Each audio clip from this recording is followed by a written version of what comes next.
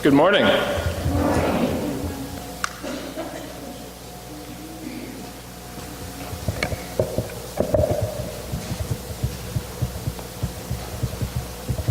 Things are rough in the Wilson household.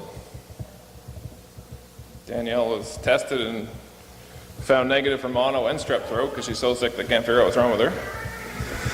So she's home now, and Nathaniel woke up in the middle of the night sick. So been an interesting week. So if my sermon doesn't seem quite as polished as it normally kind of is, there's a reason. So our message today is called Lest We Forget. Now, it's not exactly what you think it might be, being the time of year that it is and everything, but bear with me. Now, if you were Jewish, would you believe this book?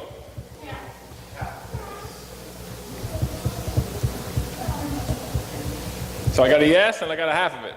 If you were Jewish, would you believe this book? The first 5? Theoretically, they believe all the way to Malachi. And those first half points to Jesus. And yet when he came, they didn't believe him. So I'm going to say something to you this morning that's important, that you need to remember. Just because someone comes to you with this book and teaches you something from it, doesn't make it true. Did you catch that? Just because someone comes to you with this book and teaches you something from it does not make it true. In fact, this book has been used over the years and centuries to teach some pretty terrible, awful things, because the people that used the book didn't know the author. So I've been going through Adventist history, and let me ask you another question. If you were Jewish and you were recounting Jewish history, would it all be good? Would it all be bad? It'd be a mix, right? It'd be nice if we could look back at Adventist history and it was all good. But the truth is, it's not the case. And do you know why that's not the case? Because the Seventh-day Adventist Church is made up of people. And my dad always taught me, where there's people, there's problems. The Bible says, none are good, no, not one. So becoming a Seventh-day Adventist does not move you from the camp of imperfect to perfect. And even though there's a growing movement in the Adventist Church today to teach that we need to be perfect before Jesus comes, that's another teaching that they extract from this book that simply isn't there, if you understand it as God intended. So the Jews, they didn't just read the book. They memorized it. How many of you have memorized the Bible? Memorized it. And yet they didn't know what it meant. They knew all the words, but they didn't know what it meant. So, here's some familiar words to you, I think. Remember the Sabbath day to keep it holy. 6 days you shall labor and do all your work, but the seventh day is the Sabbath of the Lord your God. In it you shall do no work, neither you, nor your son, nor your daughter, nor your manservant, nor your maidservant, nor your cattle, nor the stranger that is within your gates. For in 6 days the Lord made the heavens and the earth. Finish it out.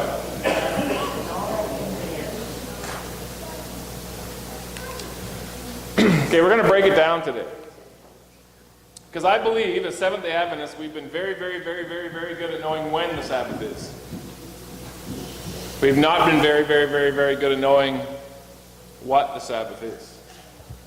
And if you were Jewish, you were very, very good at knowing when the Sabbath was, but they were not very good at knowing what the Sabbath was.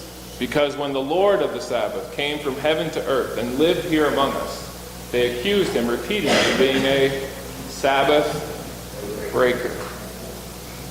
Sabbath breaker. The Lord of the Sabbath, Sabbath breaker. Because they knew when it was, but they didn't know what it was. Which do you think is more important? If you had to choose one or the other, to know when it is or to know what it is. So remember the Sabbath day. What does that word remember imply? Now, I don't know what translations you have in front of you, but there's obviously a whole plethora of translations today. Many of them say, remember the Sabbath day by keeping it holy. Some translations say, remember the Sabbath day and keep it holy. But God said, remember the Sabbath day to keep it holy. In other words, if you don't remember the Sabbath day, you can't keep it holy. Because if you don't remember what it is, you won't keep it holy. And so the Jews didn't know what it was, and so they invented all kinds of ways that they thought they were keeping it holy. 600 plus, actually. You can't carry this, and you can't do this, and you can't go this far, and all these things, 600 plus.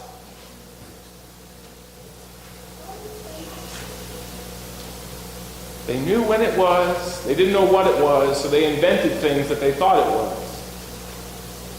Jesus says, remember to keep it holy. Because if you don't remember, you won't keep it holy. Now, there's something we need to face, especially as white Seventh-day Adventists of British origin, that we came from the Puritan movement. And the Puritan movement was all about what you do and what you don't do. And so we've interpreted the Bible through a Puritan culture. We would have fit in well with the Jews, and we probably would have called Jesus a Sabbath breaker. But if you're honest with the book, Jesus hammered in very quiet ways against their Sabbath views. For example, he healed a man on Sabbath, which by itself was wrong.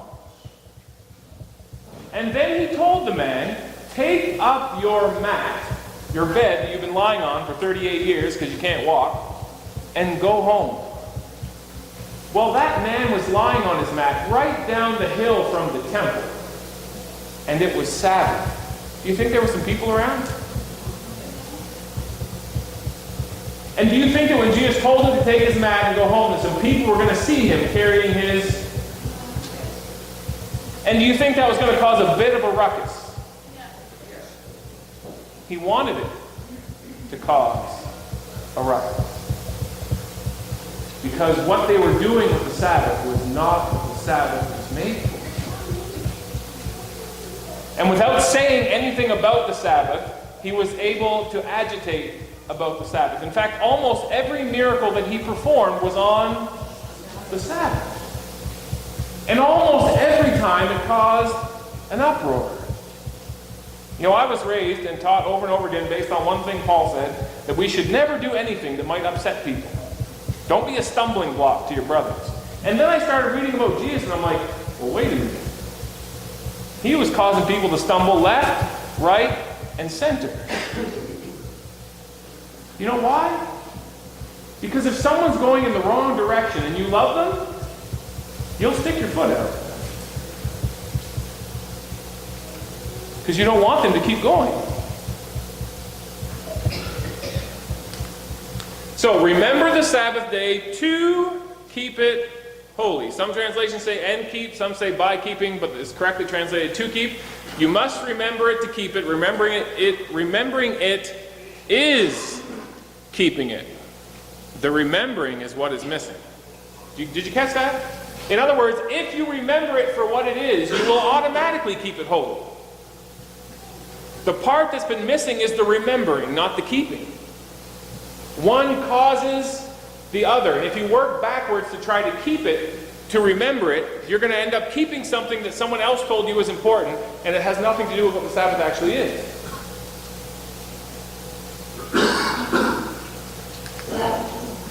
6 days you shall labor and do all your work. Do not forget that word, your work. It does not say 6 days you shall labor and do any and all work. It says 6 days you shall labor and do your work. But the seventh day is a Sabbath of the Lord your God. Now, who was this first given to? A bunch of freed slaves who had not been free for very long. How many of you have been a slave before? The freed slaves who first received the message had never known a day off as slaves, much less one day off every week. They had also never known their own work, because they were always doing somebody else's. And they had certainly never known rest, which is what Sabbath means, by the way. Rest. 6 days you shall labor and do all your work, but the seventh day is a rest of the Lord your God. Now, if you were a slave, you had never known rest, never known your own work, never known any of that stuff that a free person knows, and God says, I'm going to give you 1 day every week. Would you be happy about that? I would think.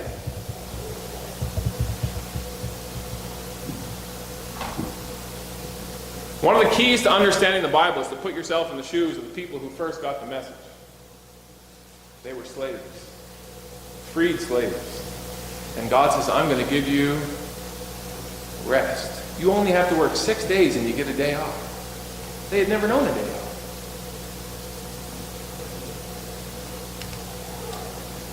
What does Sabbath mean? In Assyrian, it's Sabbatum. It means day of rest of heart. The Hebrew slaves had certainly never known rest of heart. Now let me show you the difference, illustrate the difference in between rest and rest of heart. So you own your own business, and you're way behind, or you're harvesting, and the good weather is running out, and Sabbath comes, and it's a perfect day to harvest, but it's Sabbath. So you put the machines away, and you rest. And the whole day, you're stressing. Because the weather forecast for Sunday is not good. And you're stressing. Are you resting? No. You've kept the law. You've kept the rule. You put the machines away and you came to whatever you did that day. You didn't work. You've kept the law, but you're not resting in your heart. Because heart rest says, no matter what happens to my field, God will take care of me. That's heart rest.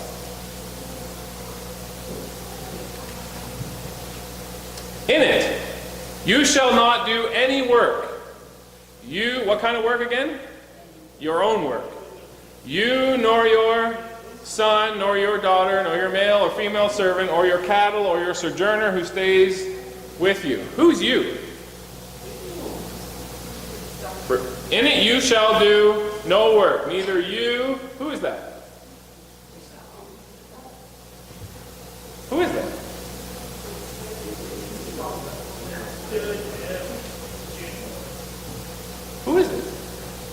They have children. So they're parents. Is it the husband or the wife that God's talking to? Is it the husband or the wife that God's talking to? You. The two shall become one flesh. And this is not you plural in Hebrew. This is you singular. God is talking to a couple. And he calls them you singular. He does not say you and your wife, and your son and your daughter. He says you singular. What's he saying? In the Jewish mind, were the husband and wife really one? Were they the same? No, they were not. But in God, in his mind, they were one. They were... Say it so they can hear it in the back. I know you got a voice. Equal. Watch this. Who is you? And then it delineates it down. You, your children, your servants, your animals, the stranger. In the Jewish mind, that's the order that humanity is in. You, your children are less than you. Send the children away, they're bothering Jesus. Less than children are the servants. Less than the servants are the animals. And less than the animals. You don't believe me? Do you remember when God sent Jonah? Where did he send him? To Nineveh, to the strangers. And when God preserved Nineveh and had mercy on them, what did Jonah do? He got angry. He got real angry. And when God tried to reason with Jonah, you know what he said? He said, Jonah, there's 120,000 people in that city who don't know their right hand from their left. Their parents never taught them about Jesus. They never taught them about right and wrong. They never taught them anything. They're ignorant. They don't know anything. And Jonah, if that doesn't arouse your compassion, there's cattle, Jonah. There's a whole bunch of cattle in that city. That's what God told him. I'm not making it up. It's in the book. There's cattle, Jonah. You should at least love the cattle if you can't bring yourself to love the people. Because if I nuke the city, the cattle are going to die too. Because in the Jewish mind, there was the parents, then the children, then the servants, then the animals, and then the strangers. And you know what God was trying to do with the Sabbath commandment of rest? And commandment I use very loosely because that's how we've called it. It's not a commandment, it's a promise. You know why he worded it the way he worded it? It says when Sabbath comes and the farm has things that need to be done, don't think that you can rest and make your children do it for you. It's not going to pass muster with you. And if you think, well, if the kids can't rest, then I'll just make the servants do it. Nope. Well, if the kids can't do it and the servants can't do it, I will get smart animals and I will train them how to do it and they will do it. Nope.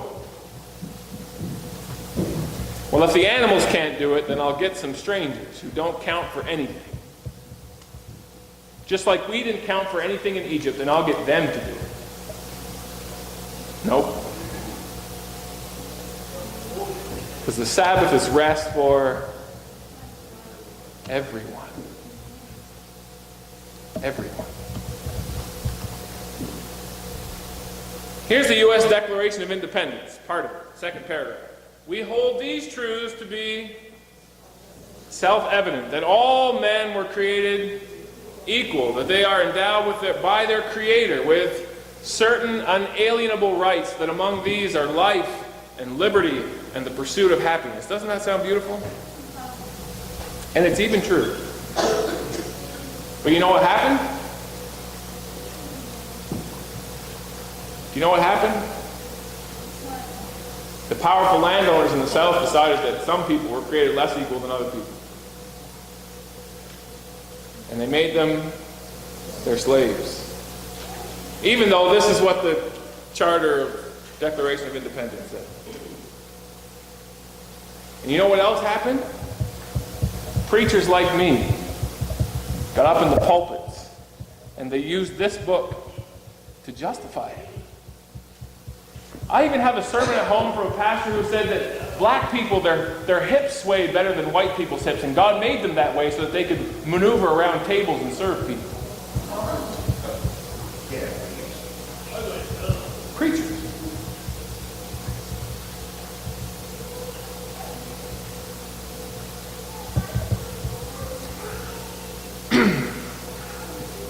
God gave the Sabbath to teach us that you is equal to children, is equal to servants, is equal to animals, is equal to strangers. Do you think in the Garden of Eden that there was rank?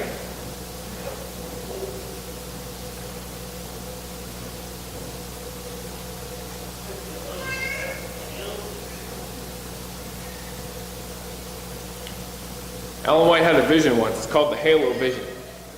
In the vision, she saw the temple in heaven. She saw the temple, the Ark of the Covenant. She saw it open. She saw the 10 commandments, the 10 promises. She saw a glowing circle around the fourth one. Do you know why? Because if we actually understood everything that God packed into those few words, we wouldn't need anything else. We wouldn't need anything else. What's God's reason for all this?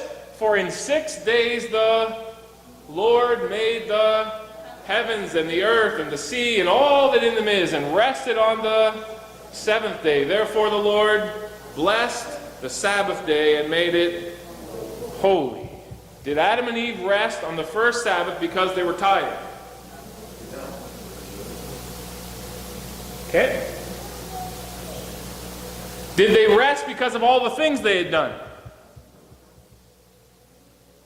What were they resting in?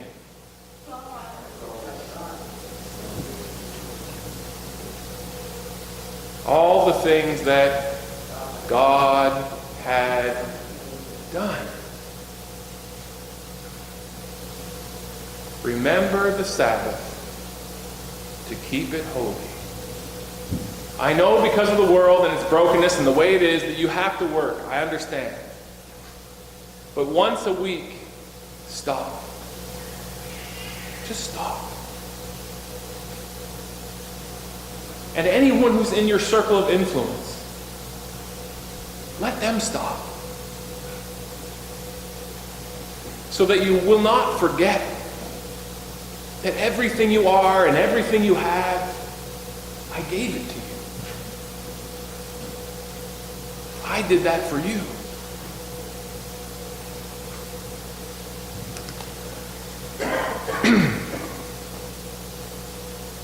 Time is short. We have many lessons to learn, many to unlearn. What does that mean? Many to learn, many to... What does that mean? It means you have at least 2 times as many things that you're wrong about than things you haven't learned yet.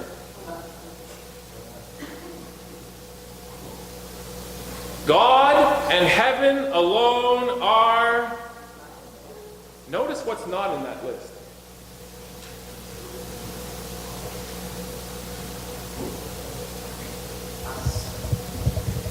This is not in the list. Do you know why? Because it's written by people. This book only becomes infallible if the author explains it to you. Otherwise, it's a mess of ink and paper that can many things can be done with, and most of them are not good. The book without the author is nothing. The book read to you or for you or with you and explained to you by the author. Now that's something.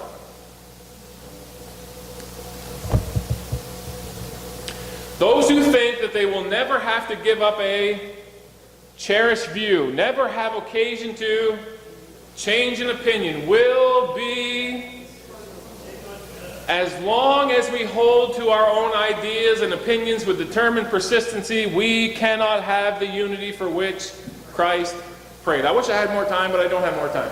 Do you know that she says in another place that the idolatry of our day, you know what it is?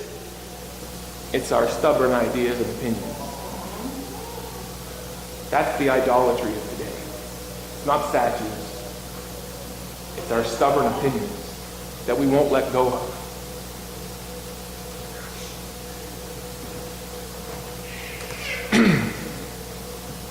Since it is Remembrance Day, and this is a sobering message, listen to this.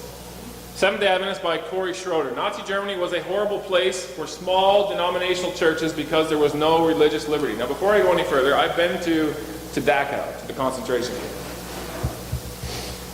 In Dachau, there's a series, I don't know how many there are, these huge panels standing up all through the building.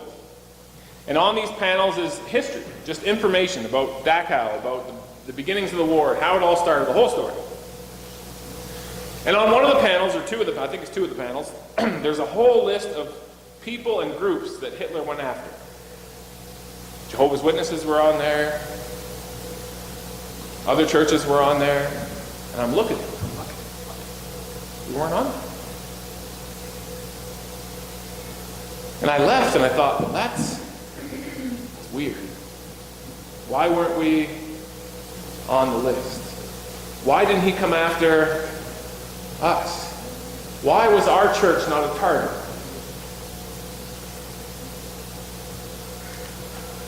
Nazi Germany was a horrible place for small denominational churches because there was no religious freedom. What did we teach last week? Where Jesus is, there is freedom.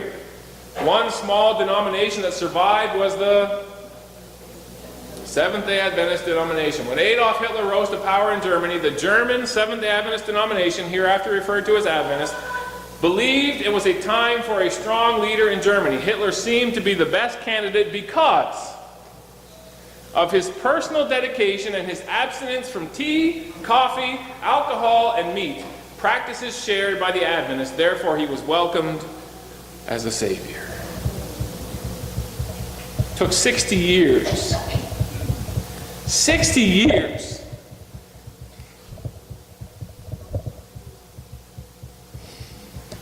Before our church apologized.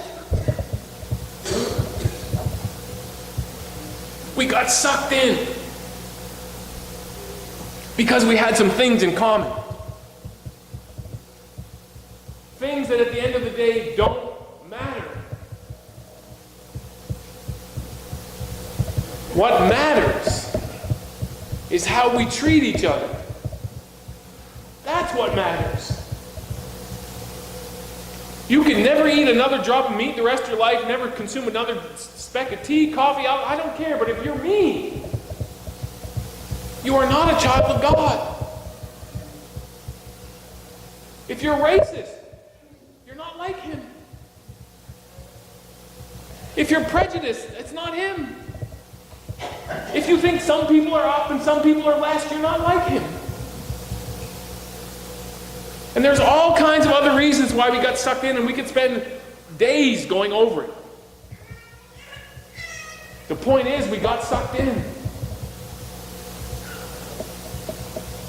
We got sucked in because our eyes were not on Jesus.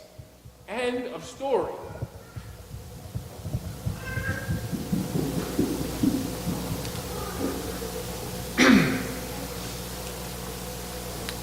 Before I go on,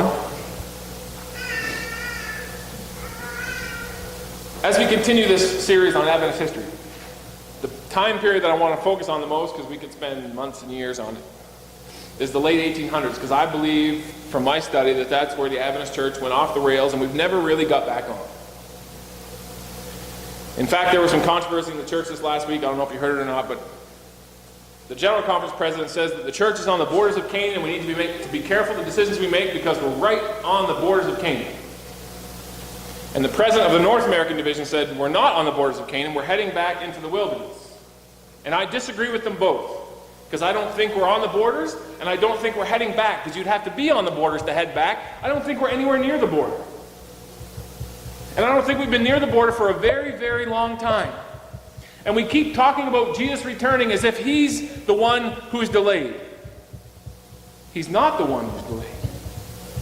He says, when my character is perfectly reproduced in my people, and some people turn that into toxic perfectionism, that's not what she was saying. When his character is perfectly reproduced in his people, then he will come. How could he come to a church that in the United States of America in 2018, we still have white churches and black churches? You honestly think Jesus is going to come and say, that's my church? Get over it. It's not going to happen. We are not on the borders. We're not even close to the borders. Haven't been for a very long time. And do you know why? Because we don't believe the gospel. We do not believe that God created all men equal. We do not believe that he is our God and that all are the same. We don't believe that. And we certainly don't believe that he's enough. Because if we believed that he was enough, we wouldn't look for Hitlers to save us. If we believed that he was enough, we wouldn't pile rules upon rules. If we believed that he was enough, he'd be enough. And if we believed he was enough, we would have good news and our churches would be filling because they're dying for good news. They're certainly not getting it from the news.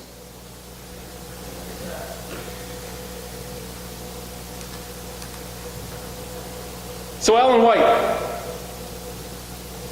late 1800s, 30 approximately years after the slaves were freed, she began to agitate, to say our role as God's people is to restore them, is to bring Jesus to them, to help them get back on their feet and become human beings again.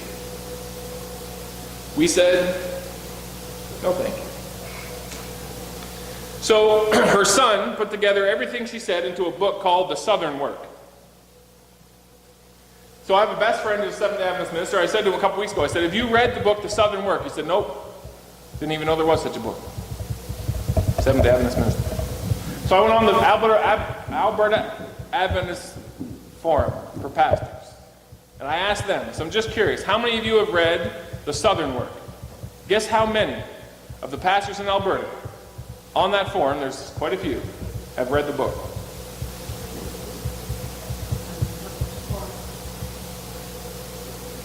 He used to be here, David Hamstrom.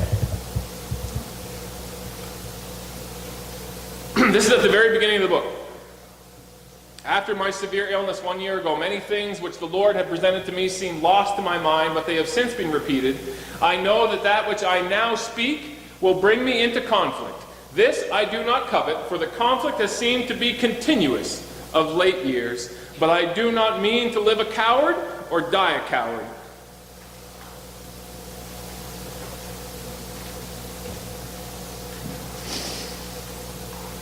Leaving my work undone, I must follow in my master's footsteps. The last years of Ellen White's life were not fun. You know why? Because as she was getting closer to the master, we were running the other way. We didn't kill her because that would have been wrong. Can't break the law after all. So we shipped her off to Australia, the furthest place on the map we could find. And God used that to do amazing things. But it doesn't forgive what we did. This I do not covet, for the conflict has seemed to be continuous of late years. Now, how many of you have grown up in a Seventh-day Adventist church where you've heard a lot of people say Ellen White said?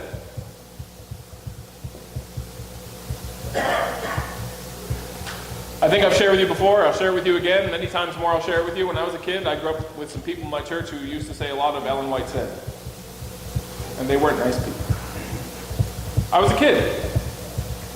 And kids know who are nice people and who are not nice people. They're smarter about that than adults are. And all I could equate was, well, if Ellen White said, and you're like this, then I don't want anything to do with... It wasn't until I was a student at Berman, I remember the first time going into the library and pulling one of her books off the shelf and thinking, I should probably start reading these to figure out what this is all about if I'm going to be a Seventh-day Adventist pastor. That was my logic. I'm not reading this because I want to. I'm reading this because I need to, because I'm going to be a Seventh-day Adventist pastor. First book I pulled off the shelf, Desire of Ages. And I started to read. And I thought, who is this? This is not anything like the people who I grew up with, who said, Ellen White said. So I kept reading. And I kept reading, and I'm still reading. She knew Jesus. Was she perfect? No. God and heaven alone are infallible. So if you find something and you say, wow, she made a mistake. Yep. If you listen to my preaching, you probably already found out that I made mistakes. If you follow me home, you'll really find out that I made mistakes. God and heaven alone are infallible. So this week, because of all the controversy going on in the Adventist Church, I think some people think I'm losing my mind, which is fine. They sent me something to read. It was a long, whatever, I don't want to call it anything unkind, it was long, about the Adventist Church and justifying that we are the remnant, etc., etc. So, which I had the whole goal in mind, that's another story. But point number 4 was this quote. The church is God's delegated authority upon earth. The church is a power which is to control its individual members. Ellen White said, Testimonies for the Church, Volume 5, page 106. Now I can see the look on your faces. Oh. As soon as I read that quote, you know what I said to myself? There is no way on God's green earth that Ellen White ever said that. So I looked it up. I mean, the quote's right there, so it's got to be true, right? Church, if there was ever a time in human history when you need to check, it's today. I don't care if there's 20 references behind the quote. You go find the quote and you read it. So I did. And I was sure to write them back. Here's what she actually said. And by the way, before I even show you the shorter quote, here's the context. There was a guy in the church who was disagreeing with everybody and trying to get his own way. And the church would not listen to him. So he wrote to Ellen White trying to get her to back up what he was doing. And she wrote him back. This quote is from the letter that she wrote back. The eyes of the church may be able to discern in its individual members that which the erring may not see. Isn't that true? I know my wife can see things in me that I don't see all the time. A few persons may be as blind as the one in error, but the majority of the church is a power which should control its individual members. In other words, as a group, we are wiser than any of us is as an individual. And do you know why she said that should be the case? Because it isn't always the case. When Israel was on the border of Canaan, and they voted whether or not they should go in or not, what did the majority say? And they were wrong. That's why she said the church is a group that should. Do you notice the quotes don't match? Did you notice that? They don't match. They actually changed the wording to suit their agenda and then said, Ellen White said, with a quote and a reference. Wow. Took words out, added a word in, because they wanted to get across a message and they wanted her name behind it to give it more authority. Check. I didn't need to check to know that she didn't say it. You know why? Because I've spent enough time in her writings to know that she would never have said anything as horrendous as the church exists to control its members. That's not Adventism. That is what other organizations do and teach. And I'm telling you right now, as a person, a human being who loves you and cares about you, not as a pastor or any other office of high or low or whatever, I'm telling you right now, there are people in the Adventist church, in pews and in higher authority, who want to make our church like this. They do. And they want to kick out anybody who doesn't agree and go along. Ellen White, you know what she called that? Kingly power. When someone tells you Ellen White said, you better check it out. So, 1888, as I told you before, Ellen White, the church officially rejected the message of righteousness by faith. So she and others went out and said, well, if the church isn't going to accept it, we're going to go preach it. And they did. So this is a camp meeting in 1889. We thank the Lord with all the heart that we have precious light to present before the people, and we rejoice that we have a message for this time, which is present truth. The tidings that Christ is our righteousness. In other words, the message that's present truth for the Seventh-day Adventist Church to take to the world is that Jesus is enough. He's enough. And now White said, if the church won't teach it and the church won't preach it, I will. I will. Some call that rebellion. I call it faithfulness.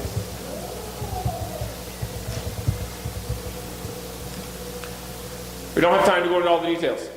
Southern work, page 43 and 44. With walls of separation have been built up between the whites and the blacks. These walls of prejudice will tumble down by themselves, as did the walls of Jericho, when Christians obey the word of God, which enjoins on them supreme love to their Maker and impartial love to their neighbors. What did Jesus say? Jesus, tell us. Tell us. It's a big book. What's the most important laws in the big book? Love God with all your heart, with all your soul, with all your mind, and love your neighbor. And, well, Jesus, who's my neighbor? You see that guy bleeding in the street who doesn't even belong to the Jewish nation? He's your neighbor.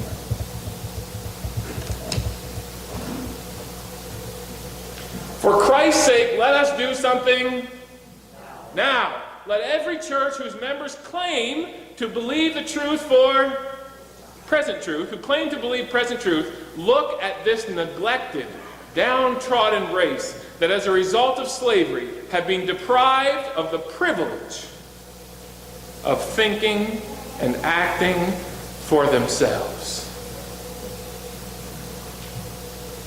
Present truth, Jesus is enough. And when you believe present truth, your duty is to go find the least of these and tell them that Jesus is enough. That the same God who loves you and gave you privilege loves them and wants to give them the same privileges. That's present truth. That's our duty. 42 years in the Seventh-day Adventist Church, nobody ever taught me that. Nobody. Nobody. You will know the truth, and the truth will set you free, and you will be free indeed. There's more, we don't have time. I'm going to tell you a story.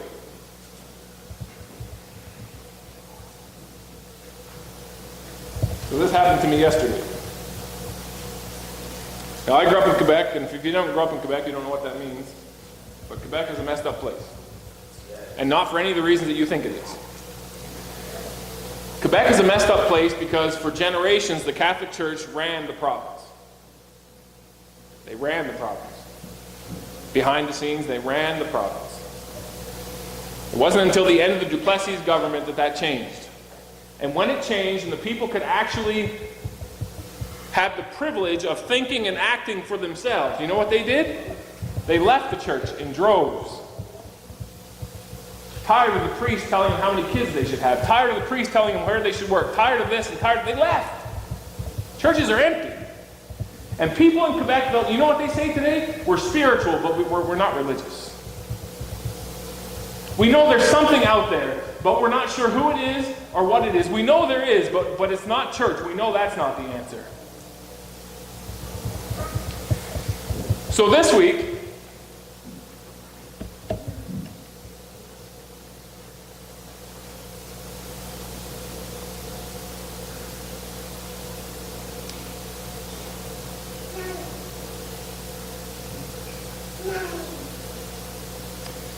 a friend of my sister's, who has become a friend of mine, posted on Facebook that she, clearly from what she said, she wasn't doing well. She didn't come right out and say that, but it was clear from what she said. So I private messaged her and asked her how things were going.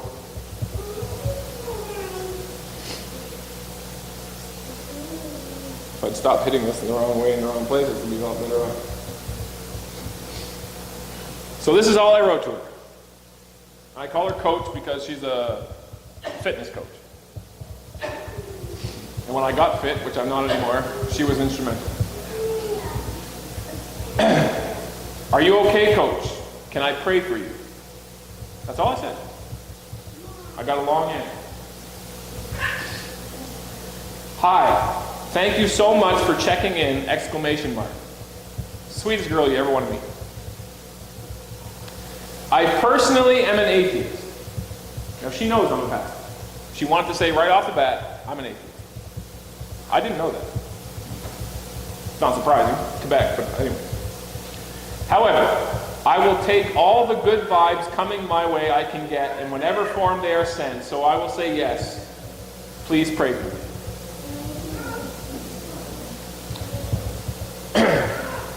Then she goes on to say, this is the message that I sent your sister explaining what is going on in my life. It's been a hard time since the end of June. Ariel, that's her daughter, 6 years old I think, has separation anxiety because her father works away way more than he's home. And other anxieties coming out and struggles with sleeping, especially in her own room. My grandfather passed away in July, and my husband's best friend committed suicide.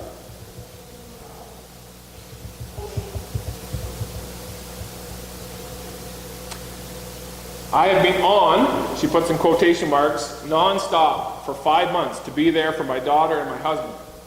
And I have lost myself and my health in the process.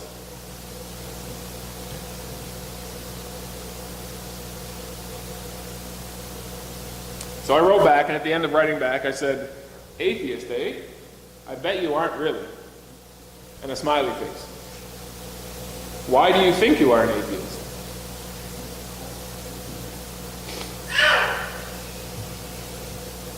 She writes back. And I'm trying to skip over stuff that's personal. I believe in some sort of something bigger than just what is here on earth. I've had experiences, blah, blah, blah. So she believes in, she says, I'm probably more Buddhist than Christian in my thinking. I do believe that everything happens for a reason, that someone is over all of us. Maybe this is a very generalized answer, but it gives you an idea of where I stand. So I wrote back and said, so you aren't an atheist. You just haven't settled on who or what you believe in yet. So she wrote back with a smiling face and said, I'm a weak atheist. And she even has a definition for it. Weak atheism. The second type of atheist is the weak atheist, also known as an implicit atheist or a negative atheist. This person does not deny the existence of God outright, but rather claims a religious relativism. That is, she would claim that anyone's belief can be true for that person, but she doesn't believe in God for herself. Doesn't that sound familiar to our culture today?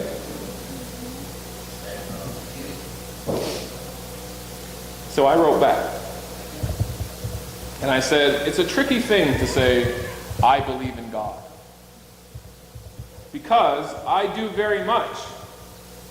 But I don't believe in God as he is defined and understood or misunderstood by most religions. He is much better than what we have described him as. You see, when two people say they believe in God, it doesn't mean they're saying the same thing. She sends back a big smiley face with whatever. And then I said this: I also know God is in you. It's obvious. What did Jesus say? By their fruits?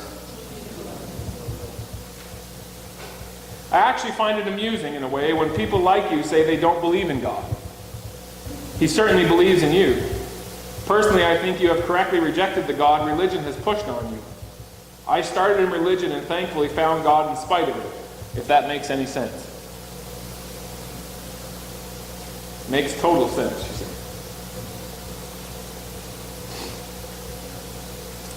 If it weren't for him in my life, I think the last 5 years would have at the very least burned me out completely.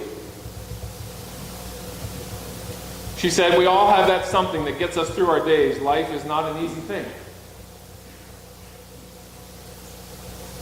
I responded, I have been intentionally writing my way through the life of Jesus because it forces me to slow down and really see beyond what I think the Bible says.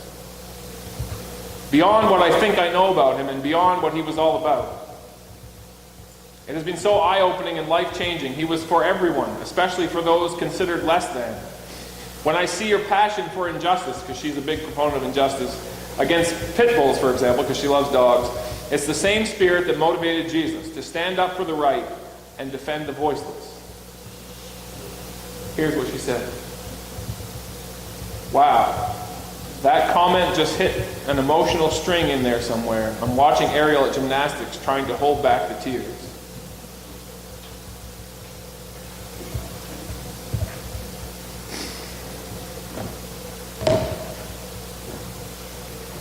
It is our privilege as Seventh-day Adventist Christians to know that Jesus is enough. And it's our privilege to go to other people and make them aware that the God they probably don't believe in isn't actually what he is. She grew up in a province that teaches people that when you die, you go to hell. And if you're not quite bad enough to go to hell, you go to purgatory. And you burn, and you burn, and you burn, until all the bad gets burned out of you, and then maybe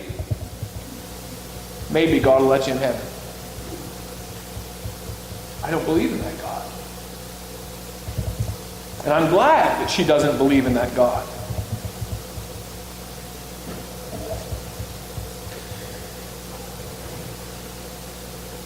I'm going to keep on this, and I'm not going to stop. You know why? Because it's the present truth.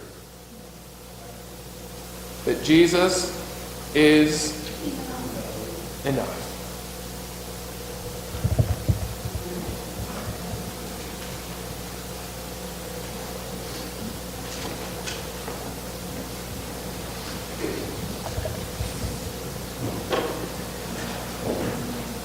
Today we'll close with hymn number 300, 300, Rock of Ages. Please stand with me.